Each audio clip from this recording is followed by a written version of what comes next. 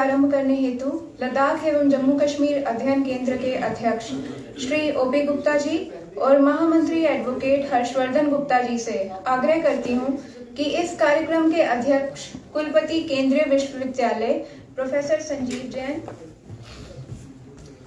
विशिष्ट अतिथि डॉक्टर गौतम मेंगी जी और आज के मुख्य वक्ता श्री आशुतोष भटनागर जी को मंत्रोच्चारण के बीच मंच पर दीप प्रज्वलन व कार्यक्रम को प्रारंभ करने के लिए आमंत्रित करें। ये मंगलाचरण करने वाले जम्मू विश्वविद्यालय संस्कृत विभाग के छात्र राम कुमार, अमन शर्मा और वरुण हैं।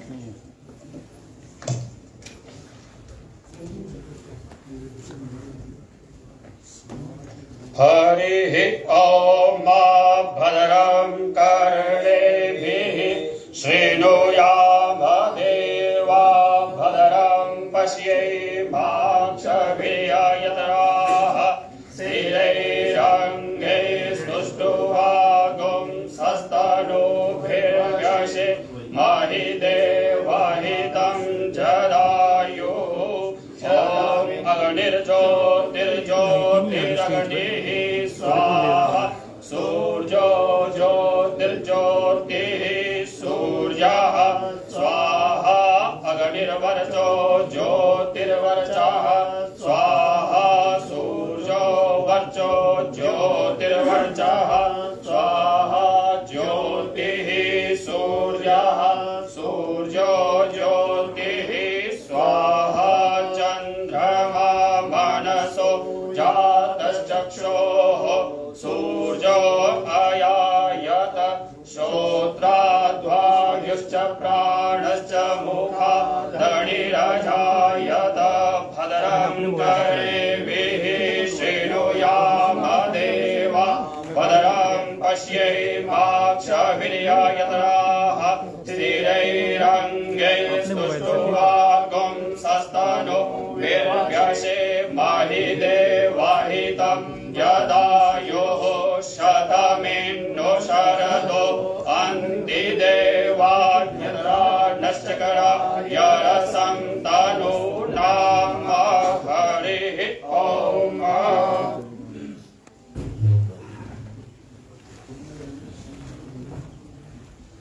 धन्यवाद। इस कार्यक्रम को विधिवत रूप से प्रारंभ करने के लिए स्वागत भाषण व मंच पर आसीन अतिथियों के परिचय हेतु मैं एडवोकेट हर्षवर्धन जी को आमंत्रित करती हूँ।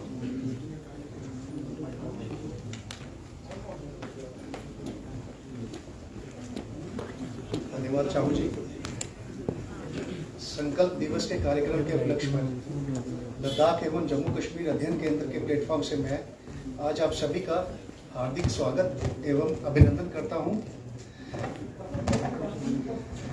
आज का ये प्रत्यक्ष कार्यक्रम संकल्प दिवस के कार्यक्रम की श्रृंखला का चौथा कार्यक्रम है। पहला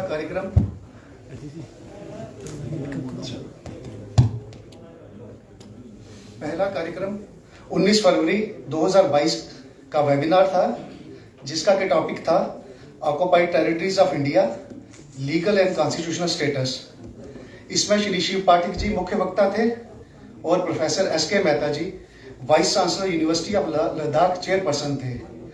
इसी क्रम में दूसरा कार्यक्रम 22 फरवरी 2022 का वेबिनार था, जिसका के topic human rights violation and socio economic status of Pakistan occupied Jammu Kashmir था। इस वेबिनार में जमील मकसूद जी वक्ता के रूप में आए थे। जमील मकसूद जी मूलतः रावलाकोट, पुंछ, पाकिस्तान ऑक्युपाइड जम्मू कश्मीर के निवासी हैं और पाकिस्तान द्वारा किए गए मानवाधिकार के विक्टिम हैं और इस समय एक्साइल में ब्रसल्स में रहते हैं।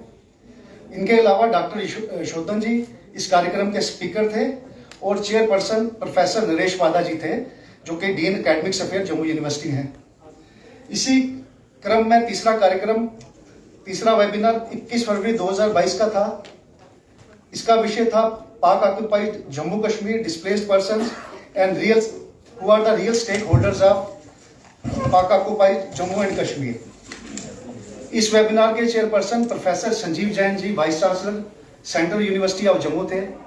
Ajay Sharma ji academic coordinator centre for Ladakh and Jammu Kashmir studies keynote speaker थे। Pandit Ashok Khajuria ji, leader Pakistan occupied Jammu Kashmir displaced persons, Arun Chaudhary ji, president Arya प्रतिनिधि सभा जम्मू कश्मीर, डॉक्टर दीपक कपूर जी, चेयरमैन गीता मंदिर स्मृति भवन संस्था, जो कि पाकिस्तान ऑक्युपाइड जम्मू कश्मीर के विस्थापित समाज से है। उन्होंने 1947 के विभाजन की व्यथा और अपने दुखों को जनता के सामने रखा।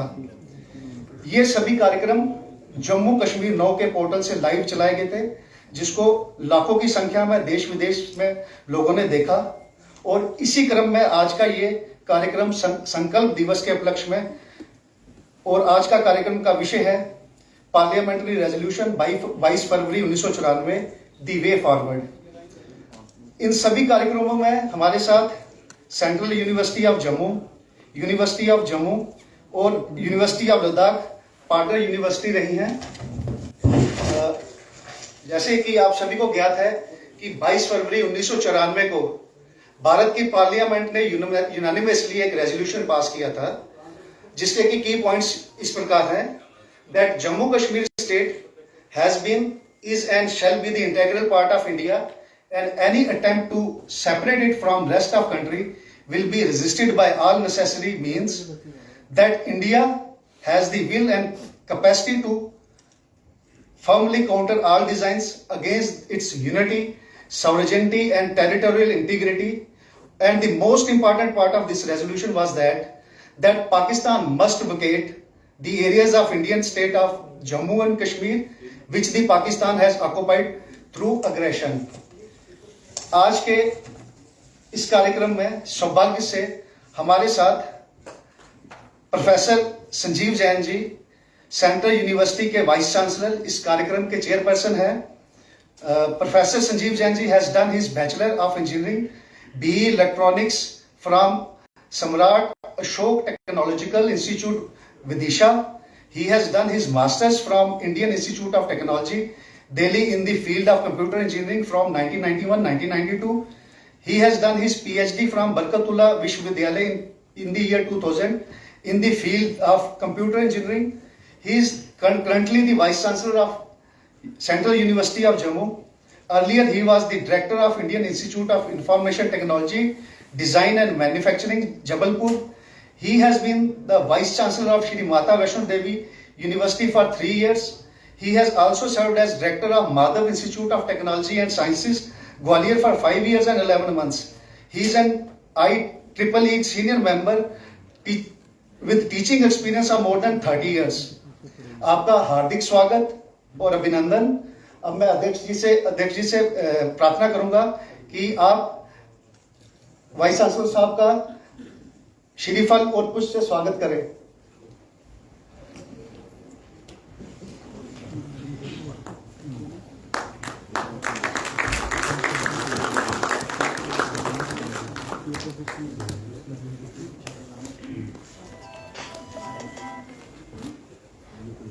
धन्यवाद। आज के इस कार्यक्रम के की नोट स्पीकर श्री आशुतोष भटनागर जी। आप सीनियर जर्नलिस्ट हैं, आप centre for Ladakh and Jammu Kashmir studies के डायरेक्टर भी हैं। आपकी बहुत सी पुस्तकें जम्मू कश्मीर के विषय पर पब्लिश हो चुकी हैं। आपके अनगिनत आर्टिकल्स न्यूज़पेपर में आए दिन पब्लिश होते रहते हैं। आप छात्र शक्ति और संवाद सेतु के एडिटर भी हैं। आपका परिचय मैं सिर्फ एक पंक्ति में करना चाहूंगा कि आप जम्मू कश्मीर के विषयों में अपने आप में एक इंसाइक्लोपीडिया हैं। आपका हार्दिक स्वागत और अभिनंदन। अध्यक्ष जी से मैं प्रार्थना करूंगा कि आप आशुतोष जी का स्वागत श्रीफल और पुष्प से करें।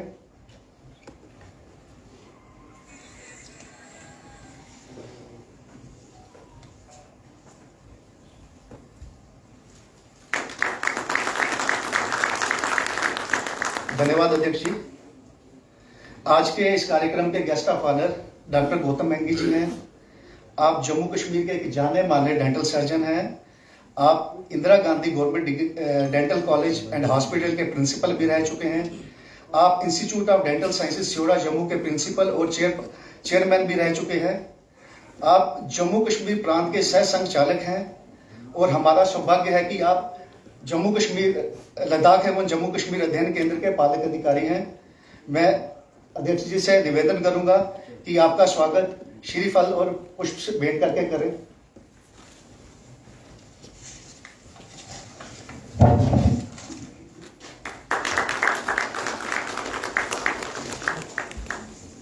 कार्यक्रम को आगे बढ़ाते हुए और ज्यादा समय न लेते हुए मैं जम्मू कश्मीर अध्ययन केंद्र centre for Ladakh and Jammu Kashmir studies का ब्रीफ में एक थोड़ा सा परिचय देना चाहूंगा।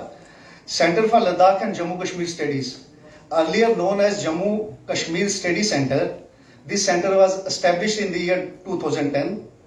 This center is a think tank dedicated to objective research and policy relevant studies on all aspects of Jammu, Kashmir and Ladakh, which are the strategically important regions of India. This center disseminates the outcome of its rigorous research in right perception in public domain. This center has organized thousands of seminars, conferences, workshops on different aspects of J&K in collaboration with prestigious institutions like UGC, ICSSR, IGNCA, ICPR, ICHR, JNU, DU, IITs, central universities and different state level education institutes. This center has been working to correct the discourse on Jammu and Kashmir and Ladakh, including its illegally occupied territories by Pakistan and China. This center has created mass awareness and generated debates on the implications of Article 35A and Article 370 on the people of J&K. This center has more than 18 chapters across India. This center has also its chapters in UK and US. The main thrust areas of the center are academics, culture, philosophy, literature and languages, geopolitics, history, legal, media and social media, integration and awareness. As I know, this center has published more than 35 books, and this center has collection of thousands of original and rare documents on J&K. Thank you. धन्यवाद।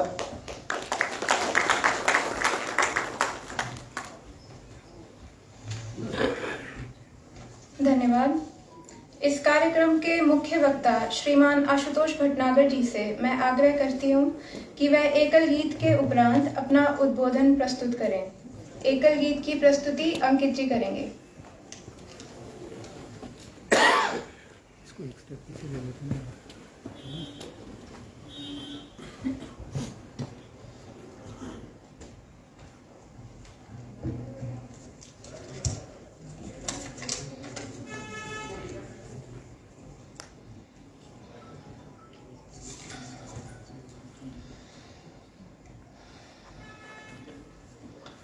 जिस दिन सोया राष्ट्र जगेगा,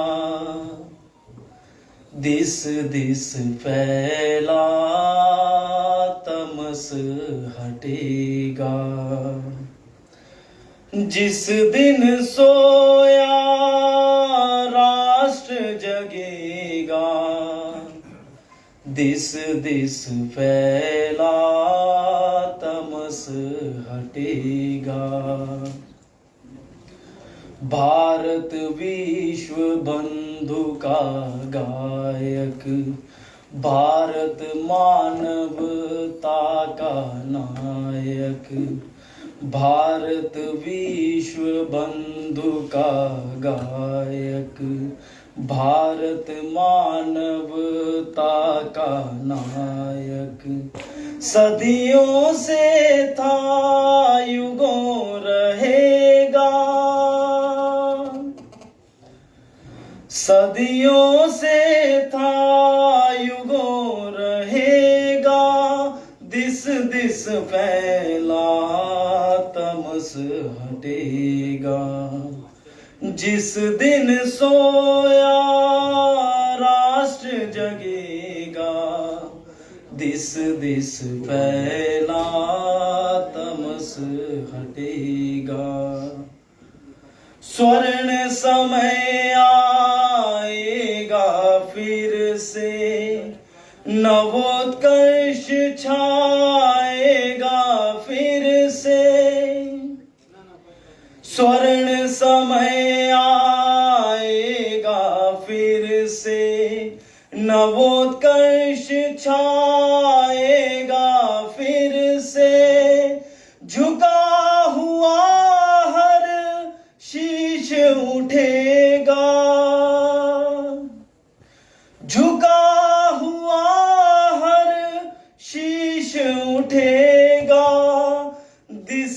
this फैला तमस हटेगा। जिस दिन सोया राष्ट्र जगेगा, this this फैला तमस हटेगा। सामाजिक समरसता होगी, उर में करुणा ममता होगी।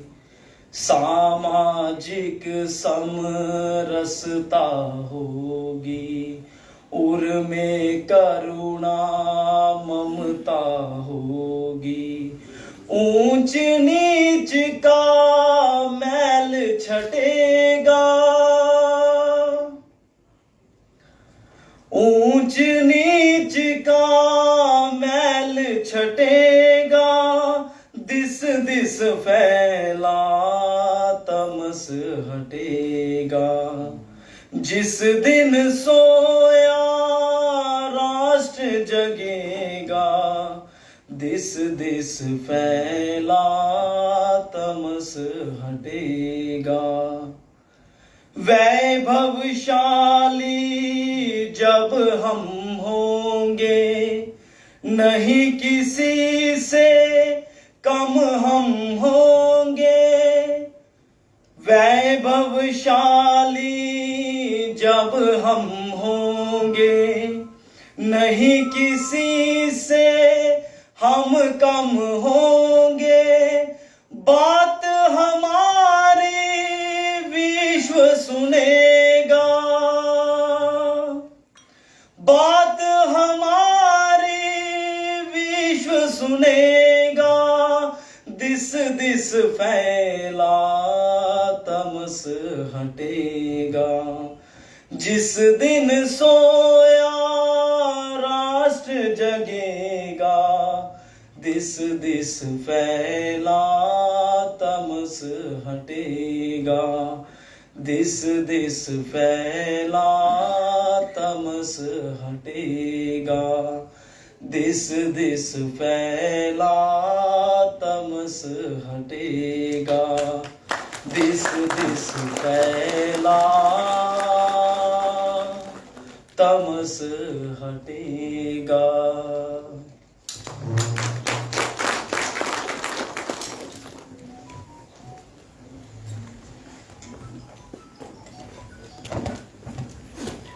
सभी को प्रणाम।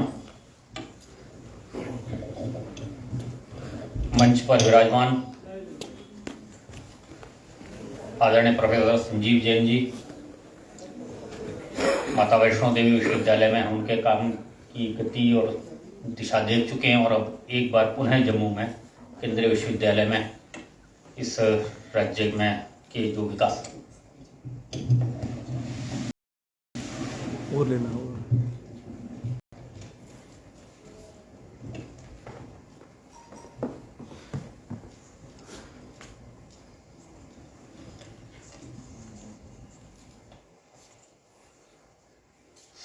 उनके साथ में बैठे डॉक्टर गौतम मैगी जी, जम्मू कश्मीर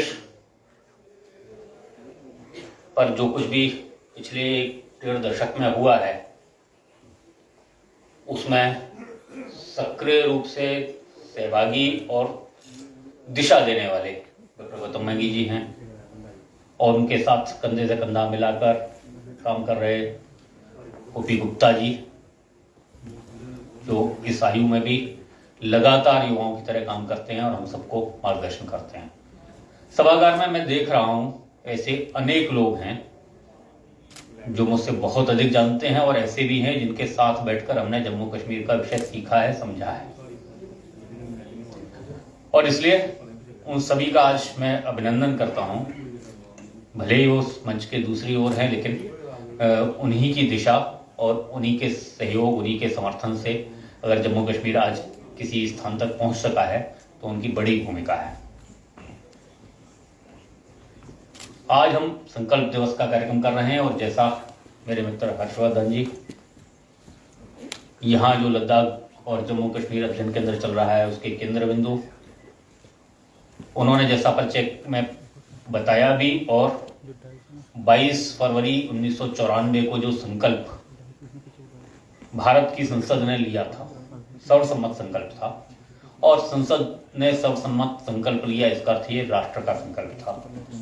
उस संकल्प को एक लंबा समय हो गया, परिस्थितियां अलग रही होंगी, कारण कुछ रहे होंगे, लेकिन ये राष्ट्र का संकल्प है, इसलिए भूलने की चीज नहीं है। उसको बार बार जब तक वो लक्ष्य हासिल ना हो जाए, कई बार लोग कहते हैं कब तक कहेंगे, तब तक बोलते रहेंगे, तब तक संकल्प की याद करते रहेंगे, कराते रहेंगे, जब तक ये लक्ष्य हमारा पूरा नहीं होता, ये संकल्प पूरा नहीं होता। और इसलिए आज फिर हम एकत्र हैं उस संसद के संकल्प का स्मरण करने के लिए, जिसको इस 4 दिवसीय कार्यक्रम में आज चौथा दिन है, अंतिम दिन है, और इसकी श्रृंखला में अनेक प्रमुख वक्ताओं को हम ऑनलाइन सुन चुके हैं। सवाल भावी दिशा का है, आज का विषय भी वही है, लेकिन भावी दिशा पृष्ठभूमि को देखकर, सीखकर, समझकर ही तय होती है। और इसलिए आज का दिन पीछे देखने और आगे बढ़ने का है। विवेकानंद ने भी कहा है, अपने पीछे जो निरंतर इतिहास चल रहा है, जो झरना बह रहा है ज्ञान का, उसको देखो, अंजुलि भर पियो और आगे बढ़ो और देश को महत्तर बनाओ, उज्ज्वलतर बनाओ। मुझे लगता है विवेकानंद का संदेश आज के संदर्भ में भी सही है, सार्थक है। और इसी के कारण जो 1947 से हम एक निरंतर संघर्ष की स्थिति में हैं, वह कालखंड भी, और उस 1947 के घटनाक्रम के पहले भी सैकड़ों वर्षों से, शताब्दियों से हम जो कर रहे हैं उसको स्मरण से बाहर नहीं होने देना, उछल नहीं देना, तभी हम अपने लक्ष्य तक पहुंच सकेंगे। भारत का इतिहास जब से भी हम देखें, जम्मू कश्मीर उसका अभिन्न अंग रहा है। अंग्रेजों ने दे दिया, अंग्रेजों के जाने के बाद एक हो गया, किसी ने दस्तखत कर दिए, तब वो भारत बना, ऐसा नहीं था। भारत का इतिहास और जम्मू कश्मीर का इतिहास दो इतिहास नहीं है। जब भी आप, और मैं तो कई बार मुझे लगता है कि भारत का केवल इतिहास नहीं, भारत का भूगोल, भारत की ज्ञान परंपरा, भारत की संस्कृति, भारत का सभ्यता, अगर उसको भी देखेंगे तो जम्मू कश्मीर छोड़कर फिर विचार भी नहीं कर सकते। जम्मू कश्मीर की सभ्यता, जम्मू कश्मीर की संस्कृति, जम्मू कश्मीर का इतिहास, ये भारत के साथ इस तरह मिला है जैसे दूध और पानी, और इसलिए इसको अलग अलग करके देखना, समझना, जानना ये संभव ही नहीं है। लेकिन फिर आज जब हम स्वतंत्रता के 75 वर्ष मना रहे हैं, हमें ये याद क्यों करना पड़ता है? याद इसलिए करना पड़ता है कि 1947 में हमारे साथ एक षड्यंत्र हुआ। शायद ब्रिटिश शक्तियां और उस समय की विश्व राजनीति जहां देश को ले जाना चाहती थी, चूंकि वो उस समय सर्वशक्तिमान थे, शक्तिशाली थे, इसलिए वो जिधर भारत को ले जाना चाहते थे उस समय की वैश्विक परिस्थितियों में वहां हम जाने के लिए शायद विवश थे। हम स्वतंत्र हो रहे थे, पराधीन थे, हमारी शक्ति बहुत कुछ इस गुलामी के कालखंड में बहुत कम रह गई थी। शायद हमारी दृष्टि और दिशा उस समय के अंधेरे में और सूचनाओं के अभाव में, आज हमारे पास सूचना का जो तंत्र और जो मौजूदगी है वो शायद उस समय से बहुत अधिक है, और इसलिए सूचना के स्तर पर जो हमारे पास जानकारी का अभाव था, ये सारे पहलू मिलकर एक ऐसी स्थिति बनी जब हमें लगता था कि जो अंग्रेज कह रहे हैं वही ठीक है। हम में से कुछ लोगों को यह विश्वास भी था कि वो बहुत लोकोपकारी हैं, न्याय की व्यवस्था को चलाते हैं, लोकतंत्र में उनका विश्वास है, और इस विश्वास के चलते ही हमने बहुत सारे निर्णय स्वीकार किए, बहुत सारे आदर्शवाद हमारे मन में थे। यहाँ किसी को कटघरे में खड़े करने का समय नहीं है, विषय नहीं है। हमारे मन में बहुत सारे आदर्शवाद थे, और जिसके कारण हम ऐसे रास्ते पर चले शायद जो दुनिया की राजनीति का विश्वास नहीं थे।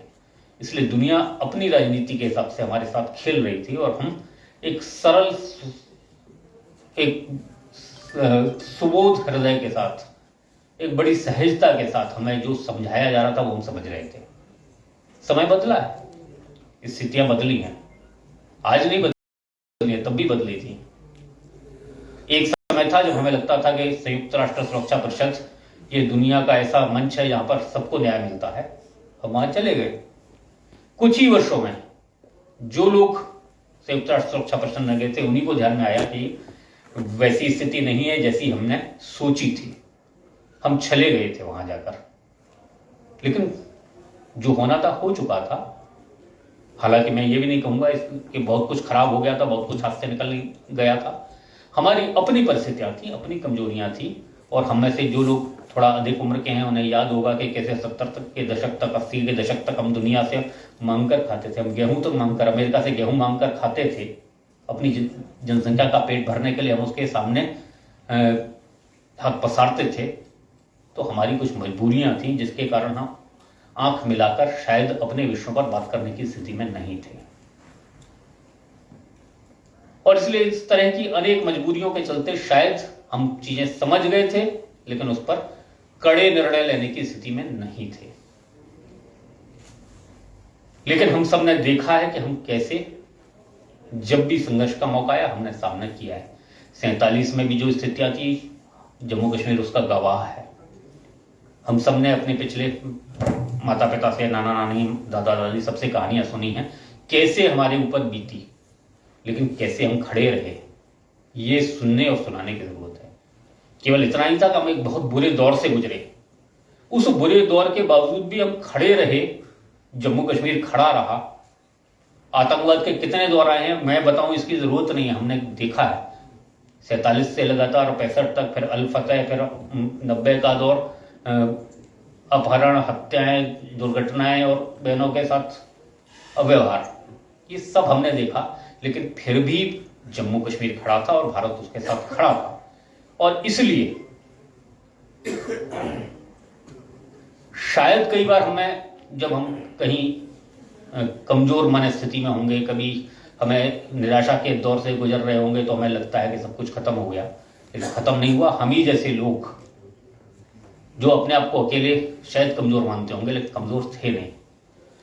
हम सब लोगों ने मिलकर जम्मू कश्मीर को जितना था 47 के बाद 1 इंच भी जाने नहीं दिया, ये निश्चित है। आगे भी कभी ऐसा हो पाएगा ऐसा लगता नहीं।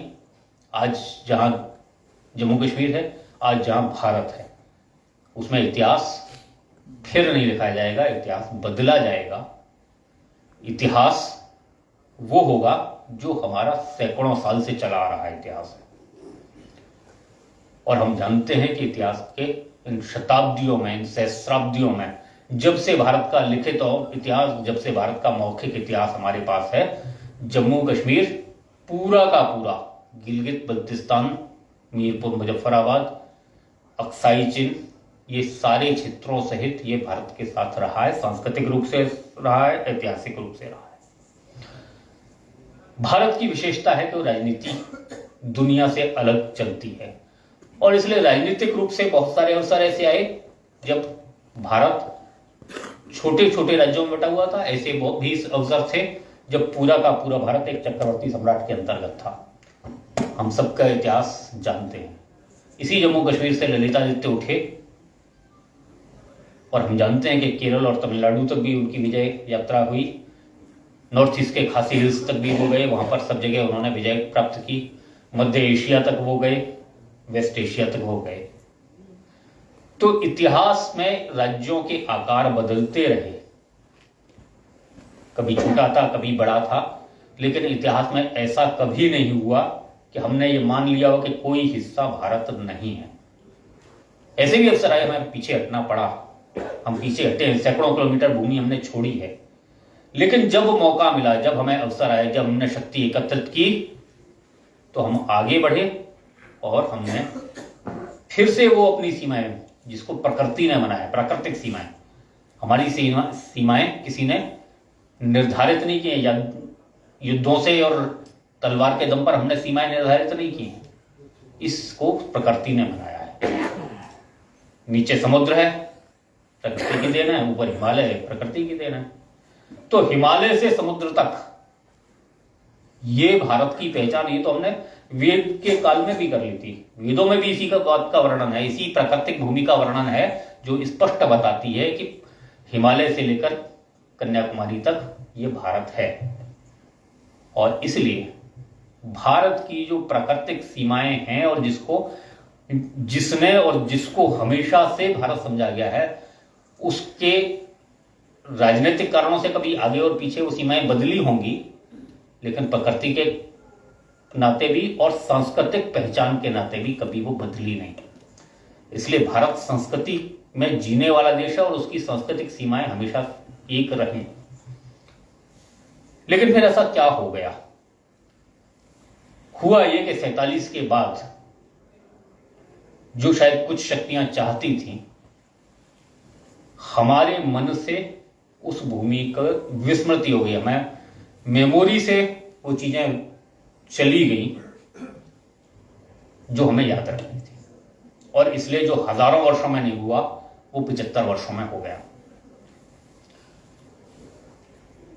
मीरपुर, मुजफ्फराबाद, गिलगित बल्तिस्तान, अक्साई चीन और उसके आगे के क्षेत्र इस 47 तक हमारे साथ थे।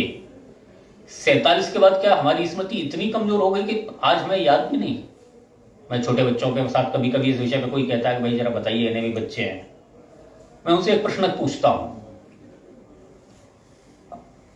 अगर आज किसी कारण से पाकिस्तान को सद्बुद्धि आ जाए और पाकिस्तान ये कहे कि भाई बहुत झगड़ा कर लिया, आप झगड़ा बंद करो और आपको जो जो चाहिए वापस ले लो, क्या हमारे नई पीढ़ी ये बता सकती है 10 जिलों के 10 शहरों के नाम जो हमें वापस लेने?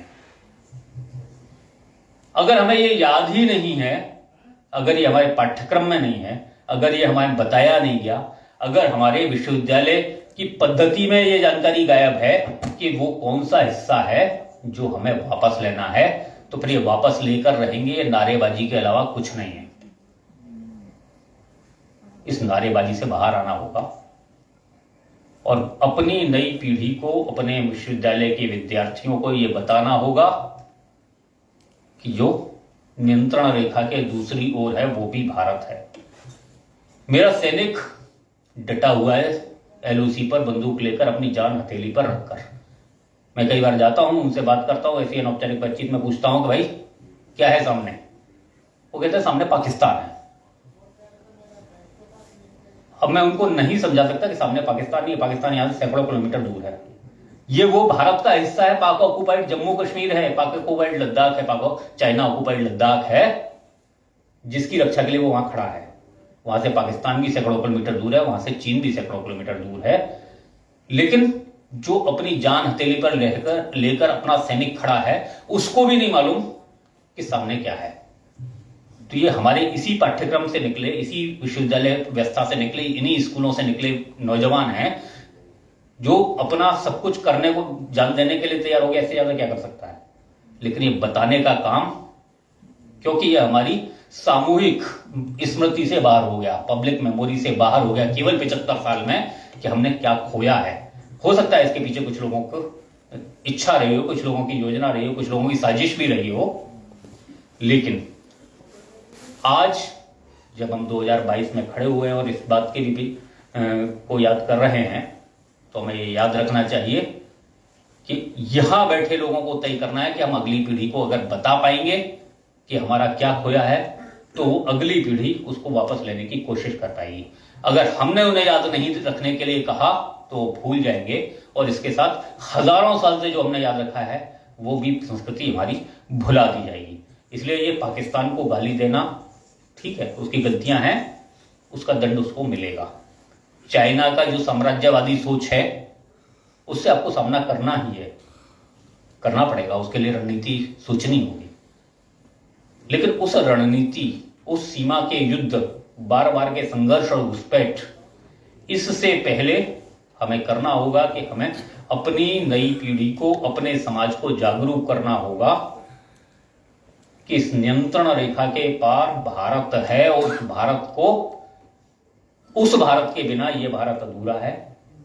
और ये मैं कह रहा हूं इसलिए नहीं, ये भारत की संसद का संकल्प है, इसलिए इस भारत राष्ट्र का संकल्प है कि जो नियंत्रण रेखा के दूसरी ओर है वो वापस लेना है।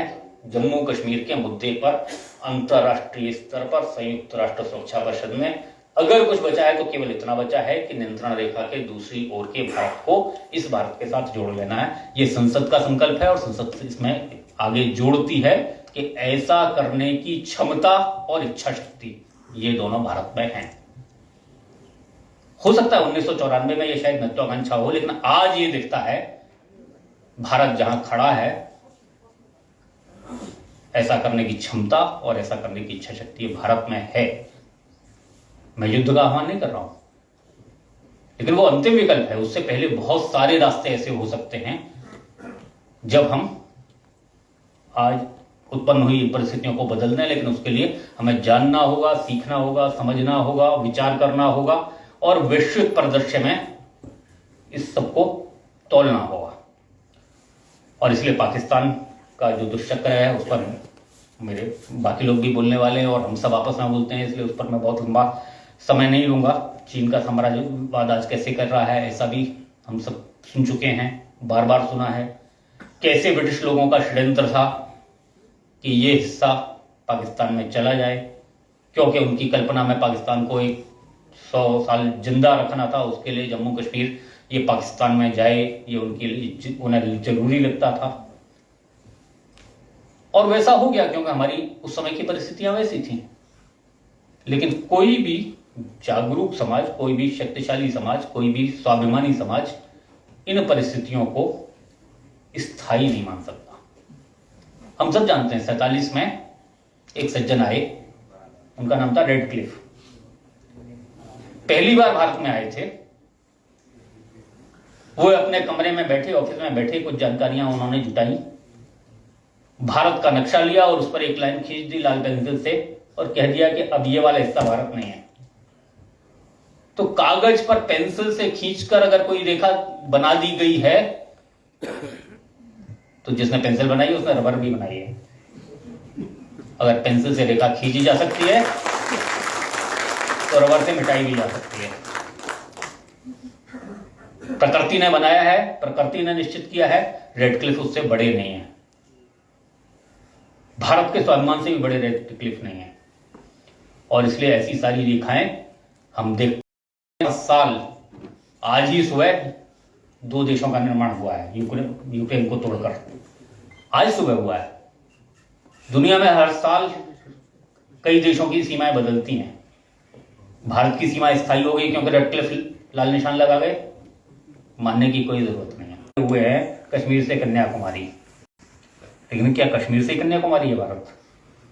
क्योंकि कश्मीर के ऊपर का उन्होंने काटकर छीन लिया, इसलिए हमने नारे लगाने बंद कर दिए, नारे बदल दिए अपने। हम कश्मीर से कन्याकुमारी तक रह गए। क्या कराकोरम से कन्याकुमारी नहीं है भारत? भारत तो कराकोरम से कन्याकुमारी होना चाहिए ना। लेकिन ये हमारी मानसिक स्मृति से, सामूहिक स्मृति से कराकोरम छूट गया। हमें लगा कि अब वो किसी और का है, हमें लगा कि हिंदू कुश किसी और का है, हमें लगा कि पानी के पठार से अब हमारी सीमाएं नहीं छूती, हमें लगा कि अब गिलगित चला गया है, हमें लगा कि अब अफगानिस्तान का वाखन कॉरिडोर अब हमारी साथ नहीं जुड़ा हुआ है। हमें यह भी समझ में नहीं आया कि दुनिया में के लिए जिस रास्ते से हम जाते थे, जिसको कोई सिल्क रूट कहता है, कोई ट्रेड रूट कहता है, दुनिया के 40 देशों तक हम जिस सड़क मार्ग से जाते थे व्यापार करने के लिए, हमने मान लिया कि रेडक्लिफ ने रेखा खींची और अब वो हिस्सा हमारा नहीं है, अब वो भूमि हमारी नहीं है, अब वो लोग हमारे नहीं है। भूमि से भी बड़ी बात लोग। भारतीय संविधान के दिए हुए अधिकारों को वहां तक पहुंचाने का काम यह भारत का था। हम उसको करने में चूक गए और इस चूक को सुधारने का समय आया है। हमने ऐसी चूक शायद इतनी बड़ी नहीं थी, लेकिन ऐसी चूक जम्मू कश्मीर में भी की। कश्मीर किसी और का नहीं था, लेकिन इस देश के साथ जो लोग खड़े हुए, कश्मीर घाटी में भी वो सुरक्षित होंगे, ये गारंटी देना ये भारत का काम था। जो भारत के खिलाफ होगा उसके खिलाफ कड़ी कार्रवाई की जाएगी। ये संकेत देना, ये संदेश देना, ये भारत का मजाक, इसमें भी हम चूक गए। उन लोगों से संवाद करने में हम पीछे रह गए, उन लोगों के साथ विश्वास जीतने में हम पीछे रह गए, और नतीजा ये हुआ कि धीरे धीरे हमने उसके बारे में बात भी करनी।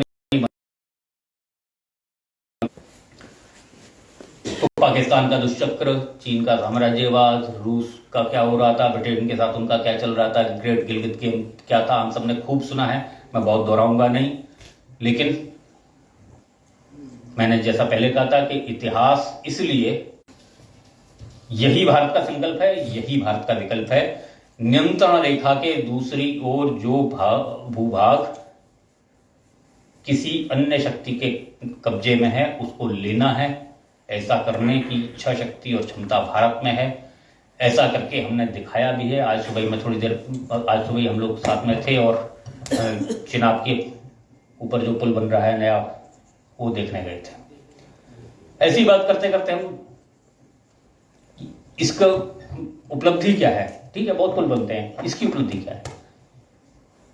तो एक समय था 86 में राजीव गांधी चाहते थे यहां पर कंप्यूटर आए, और सुपर कंप्यूटर दुनिया की किसी ताकत ने हमें देने को तैयार नहीं हुई। हमें भारत को सुपर कंप्यूटर देने से मना कर दिया गया।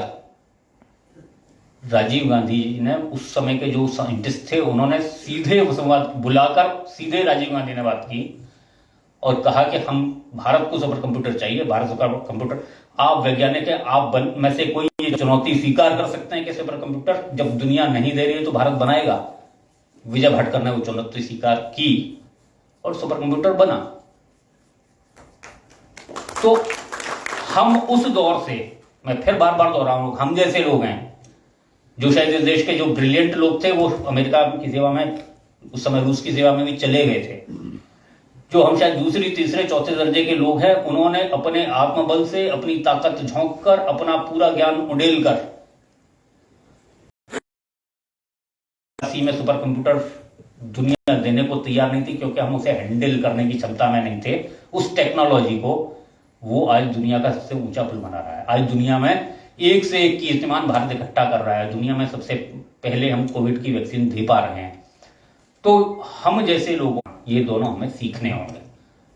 इसमें अहंकार की जरूरत नहीं है, लेकिन आत्मविश्वास चाहिए कि हम कुछ भी कर सकने की स्थिति में हैं, बिना संघर्ष के, बिना युद्ध के, रणनीति के आधार पर, चिंतन के आधार पर, विचार के आधार पर, और जो 130-135 करोड़ जनसंख्या इस देश की है उसको एक साथ खड़ा करके। कुछ वर्षों में हमने देखा है जिस जिस विषय के लिए, जिस जिस बात के लिए पूरा देश खड़ा हुआ है वो पूरी होकर रही है। कोई इसलिए आज ऐसा नहीं है कि आज हमने कोई निर्णय लिया तो असंभव है, हम कर सकेंगे, क्योंकि हमारा संकल्प है एक राष्ट्र का संकल्प को, अपने समाज को इस बात के लिए खड़ा करना है, जागरूक करना है कि वो अपनी भूमि है, अपने लोग हैं। 75 वर्षों से वो पीड़ा झेल रहे हैं और ये हमारी जिम्मेदारी है, ये भारत के संविधान की गारंटी है।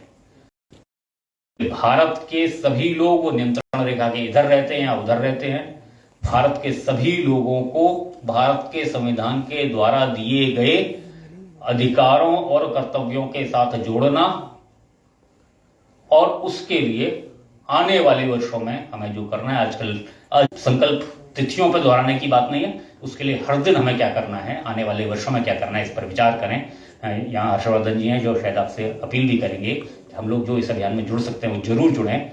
ये संघर्ष का नहीं, ये संकल्प की बात है और अपने लोगों को, अपने भूमि को साथ जोड़ने की बात है। बहुत बहुत धन्यवाद।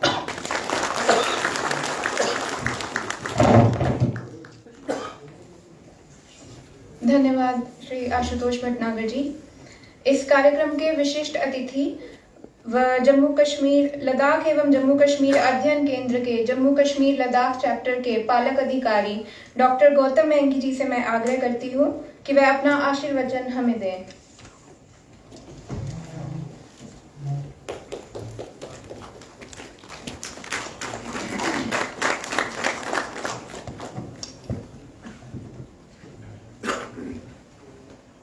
मंचासीन कार्यक्रम के अध्यक्ष आदरणीय प्रोफेसर संजीव जैन जी, श्री आशुतोष जी भटनागर, श्री ओम प्रकाश जी, श्री हर्षवर्धन जी, सभा में उपस्थित जम्मू के वरिष्ठ और सम्माननीय नागरिक बहनों और भाइयों,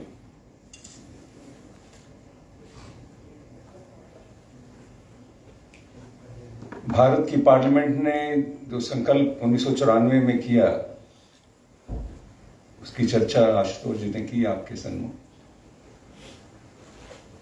और ये भी हमें बताया कि भारत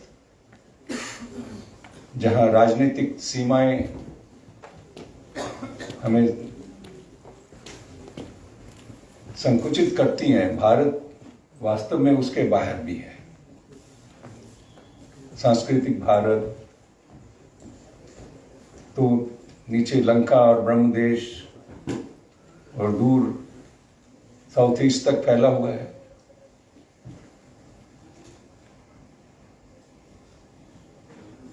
उत्तर और पश्चिम की तरफ भी सीमाएं भारत की कभी बहुत दूर तक रही हैं। आज के इस संकल्प दिवस पर तो हम एक छोटे से एरिया के लिए, छोटे से क्षेत्र के लिए अपना संकल्प दोहरा रहे हैं,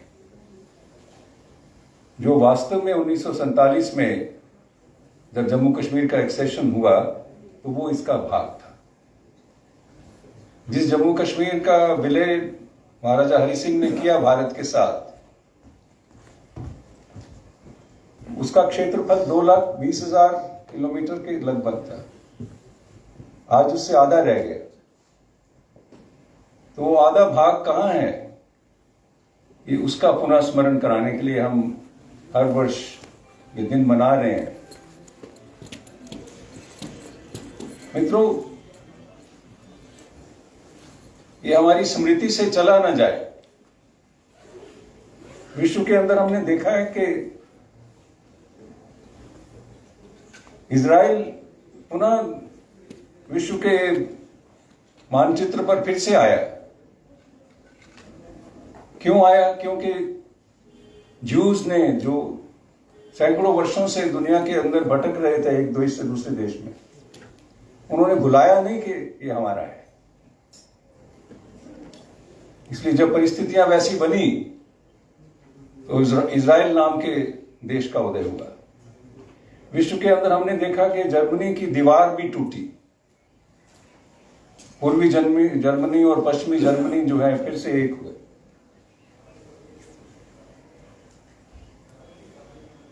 अभी आशुतोष जी ने जैसे जिक्र किया कि आज ही यूक्रेन के 2 भाग उन्होंने स्वतंत्रता घोषित की और रूस ने उसको रिकग्निशन दी। यानी ये संभव है।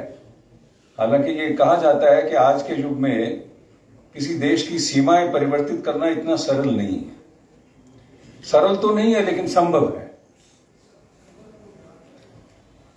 यदि संभव है तो फिर हमारे द्वारा भी संभव है, भारत के द्वारा भी संभव। ये तो एक छोटा लक्ष्य है।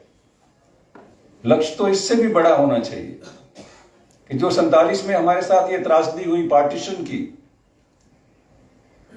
इसको कैसे पुनः निरस्त करें।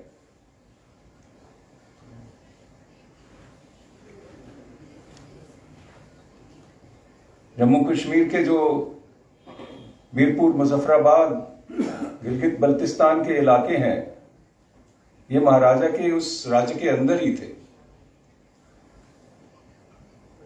तो मित्रों, यदि हमारी स्मृति से निकल जाएगा तो फिर हम इसको पुनः अपने साथ वापस नहीं ले पाएंगे। जम्मू कश्मीर अध्ययन केंद्र के द्वारा जम्मू कश्मीर की अनेक समस्याओं पर चिंतन मनन होता रहता है। जैसे आपने देखा, धारा 370 हटी, 35 से गया, तो इसका भी चिंतन और इसका कैसे हटाया जाए, कि लीगल तरीके से हटाया जाए या प्रेसिडेंशियल ऑर्डर से हटे, क्या तरीका इसका किया जाए, तो देश के विद्वान इन क्षेत्रों के सबने मिलकर चिंतन किया और कोई रास्ता निकला। आपने देखा अपने सामने, आंखों के सामने।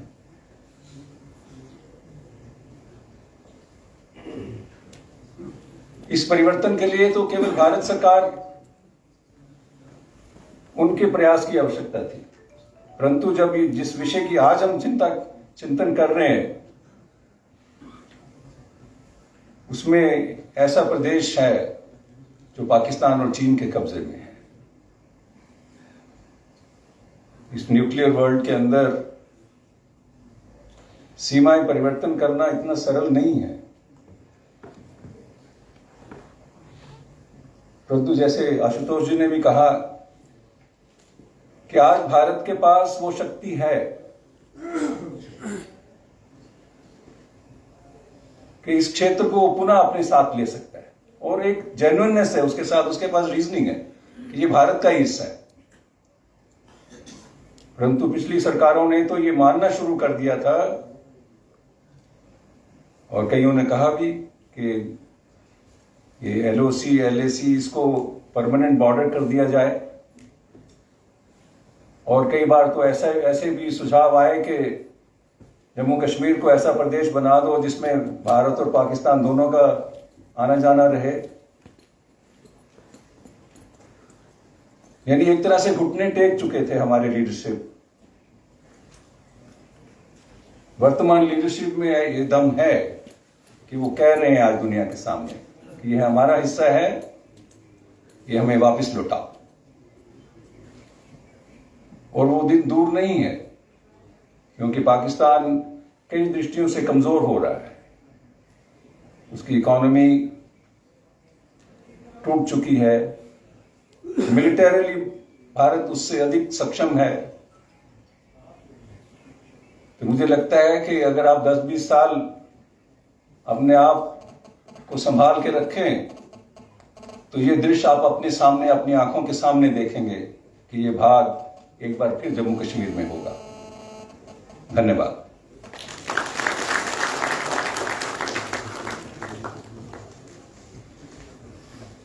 धन्यवाद डॉक्टर गौतम मेंगी जी। हमारे आज के कार्यक्रम के सभापति कुलपति केंद्रीय विश्वविद्यालय प्रोफेसर संजीव जैन जी से मैं आग्रह करती हूँ कि वे अब अपना अध्यक्षीय भाषण हमारे बीच में रखें।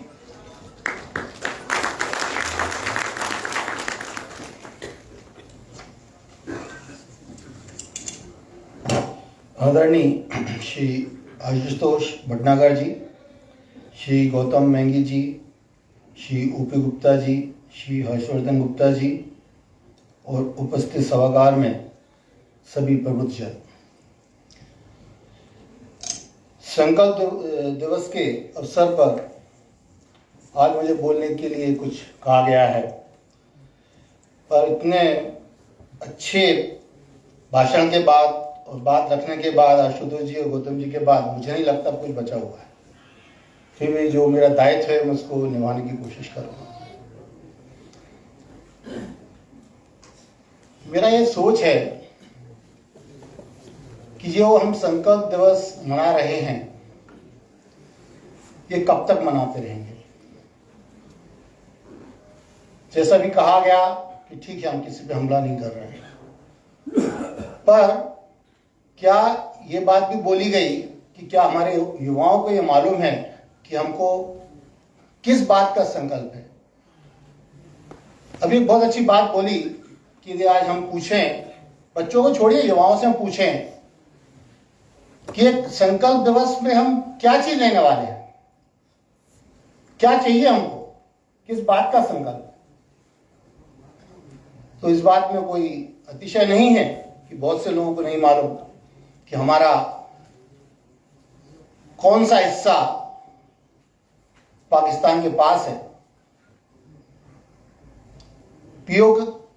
पाक ऑक्युपाइड जेएंड के है क्या अल्टीमेटली, बहुत लोगों को नहीं मालूम। तो हमारी किताबों में, मैं जानता हूं यहां के लोगों को जरूर कुछ मालूम होगा, पर हम जिस जगह से आते हैं, हम भारत के दूसरे प्रदेशों से आते हैं, वहां तो इस बात के बारे में कुछ मालूम ही नहीं है। क्योंकि यहाँ के लोगों ने, कई लोग होंगे, आपके बुजुर्ग भी होंगे जिन्होंने उस त्रासदी को सहा है।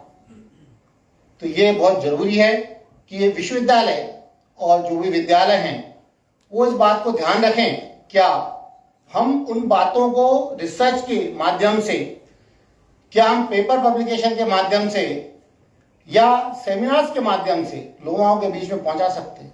तभी मुझे लगता है कि ये संकल्प दिवस है जो मना रहे हैं वही सार्थक होगा। क्योंकि देखिए, पाकिस्तान तो अपना काम कर रहा है। यदि आपको मालूम है कि नहीं मुझे मालूम, गिलगित में जो है पॉपुलेशन है जो 10 साल में 600% से ज्यादा बढ़ गई है। तो वो लोग बाहर से लोगों को लाके बसा रहे हैं। यदि वो वहां पर बसा रहे हैं, इसका मतलब कि वहां का जो है वो स्ट्रक्चर को, जो वहां का स्ट्रक्चर था उसको चेंज कर रहे हैं। तो इसीलिए मैं तो इतना ही चाहता हूं कि विश्वविद्यालय इस संबंध में काम करे। ये बड़ा अच्छा लगा कि मुझे जो है जम्मू यूनिवर्सिटी और दूसरे लोग इस विषय पर कार्य कर रहे हैं। अभी हमारे विश्वविद्यालय ने भी इस पे निर्णय लिया है कि हम जो है वहां पर centre for Ladakh and Jammu Kashmir भी स्थापित करने जा रहे हैं, जिसमें कि हम इस विषय पे रिसर्च कराएंगे, ज्यादा से ज्यादा जो जानकारी है वो इकट्ठी करेंगे और आम पब्लिक के बीच में वो जानकारी लाएंगे, जिससे कि लोगों को जो संकल्प दिवस है उसको जो है सार्थक बनाने में सहायता मिल सके। बाकी जहां तक भारत का सवाल है, हम सब जानते हैं जहां भी डिनाइल ऑफ टेक्नोलॉजी है, जब इस तरह बोल रहे थे कि हमने जो है सुपर कंप्यूटर बनाया, तो स्पेस में भी या हम जो डिफेंस में भी जहां भी हमको डिनाइल ऑफ टेक्नोलॉजी रही वहां हम बेस्ट है। इंडिया के ब्रेन का कोई मुकाबला नहीं, ये हम सब जानते हैं। क्योंकि आपको भी मालूम है आज भी मेजर रेवेन्यू जो है हमें आईटी क्षेत्र से आता है हमारे देश में। तो इसलिए हमारे बीच में प्रबुद्धजनों की कोई कमी नहीं है, सोच की कोई कमी नहीं है, सिर्फ दिशा और इच्छा शक्ति थोड़ी बढ़ाने की आवश्यकता है। यदि हम वो इच्छा शक्ति और दिशा सही रूप में दे देंगे तो मुझे लगता है कि ये संकल्प दिवस सार्थक होगा। इसी बात को मैं अपनी बात को वाणी में विराम देता हूं। धन्यवाद। धन्यवाद प्रोफेसर संजीव जैन जी। लद्दाख एवं जम्मू कश्मीर अध्ययन केंद्र की तरफ से अपने अतिथियों को स्मृति चिन्ह भेंट करने के लिए मैं अपने केंद्र के अध्यक्ष श्री ओपी गुप्ता जी और महामंत्री श्री हर्षवर्धन जी से आग्रह करती हूँ। ये स्मृति चिन्ह बसोली पेंटिंग्स के रूप में है, जो कि विश्व स्तरीय संस्था बसोली द्वारा बनाई जा रही हैं। मैं सर्वप्रथम आग्रह करूंगी कि अध्यक्ष जी आशुतोष भटनागर जी को स्मृति चिन्ह भेंट करें।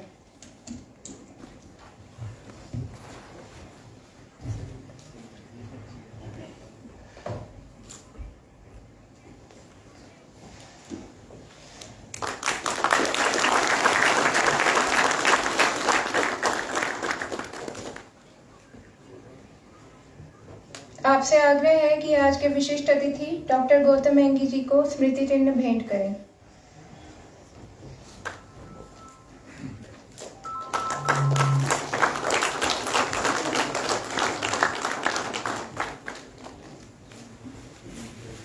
आप सबसे आग्रह है कि आज के कार्यक्रम के सभापति प्रोफेसर संजीव जैन जी को स्मृति चिन्ह भेंट करें।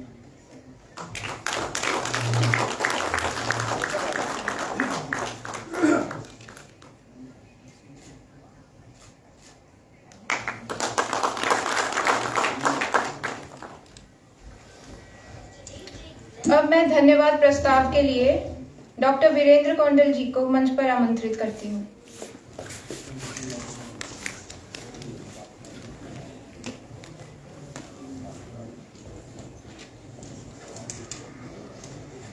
धन्यवाद चाहू जी।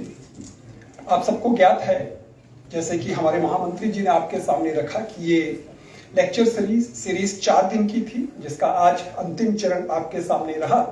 और यहाँ से एक विषय भी आया कि अभिमान नहीं स्वाभिमान रखेंगे, और संकल्प पूरा हुआ तो यहूदियों की तरह अगर वो इजराइल 2000 साल में ले गए तो हम भी वो क्षेत्र जो आज अधिकृत है पाकिस्तान के पास, चाइना के पास, वह भी हम ले लेंगे अवश्य।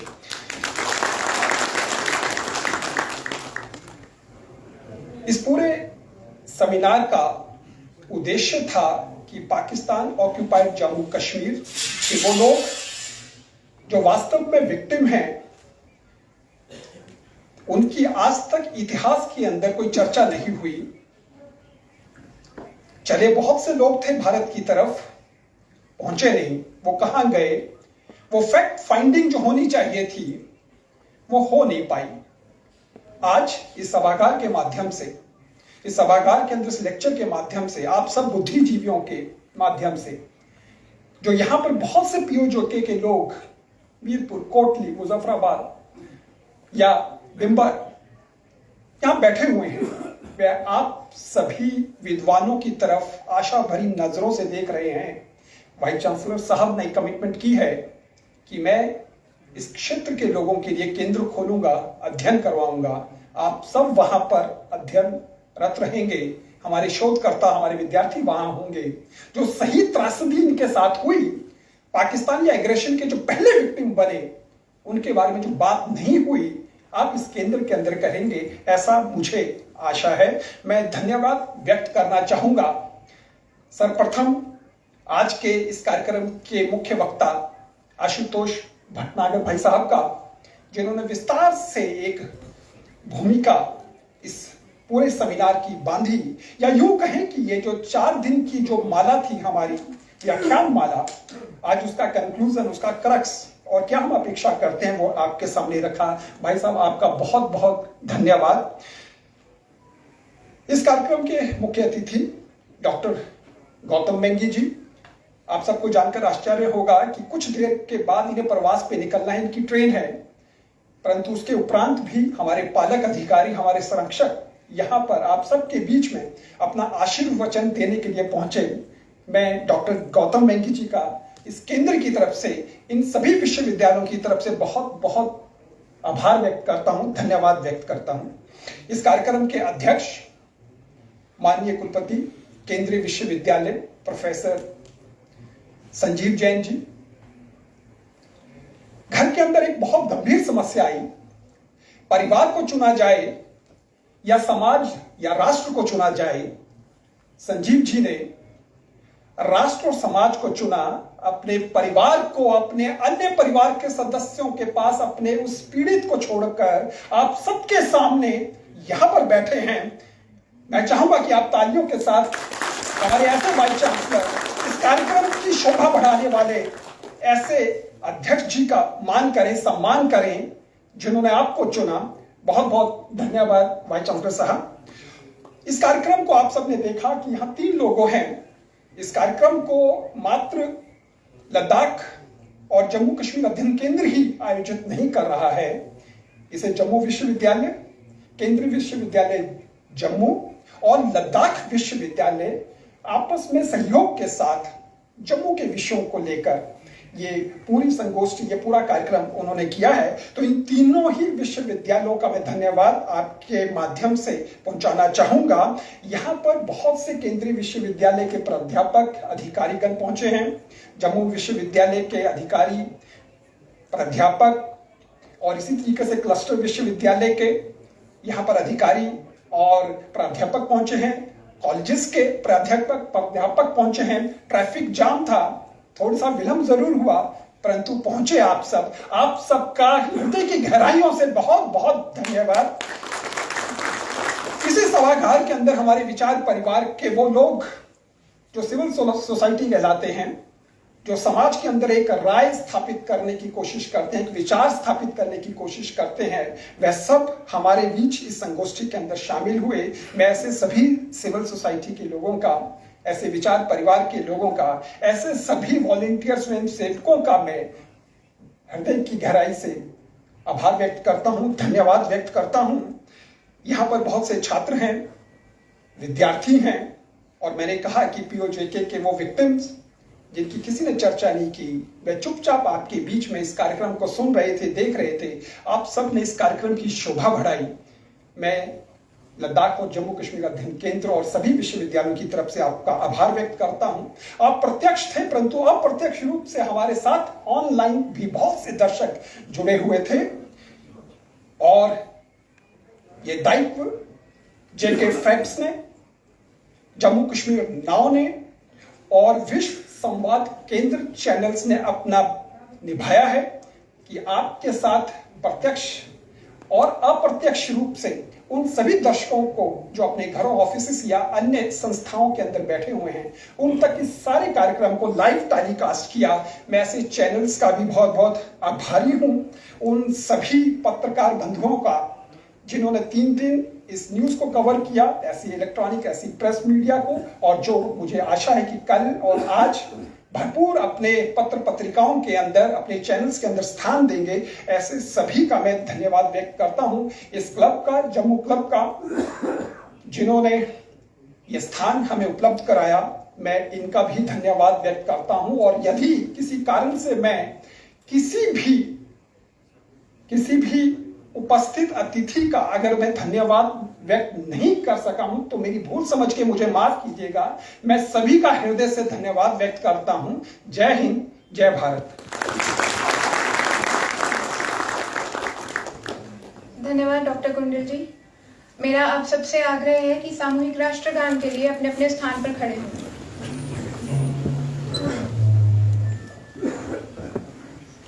जन गण मन अधिनायक जय हे भारत भाग्य विधाता, पंजाब सिंध गुजरात मराठा द्राविड़ उत्कल बंगा, विंध्य हिमाचल यमुना गंगा उच्चल जलधि तरंगा, तब शुभ नामे जागे, तब शुभ आशीष मागे, गाहे सब जय गाथा, जन गण मंगल दायक जय हे भारत भाग्य विधाता, जय हे, जय हे, जय हे, जय जय जय जय हे।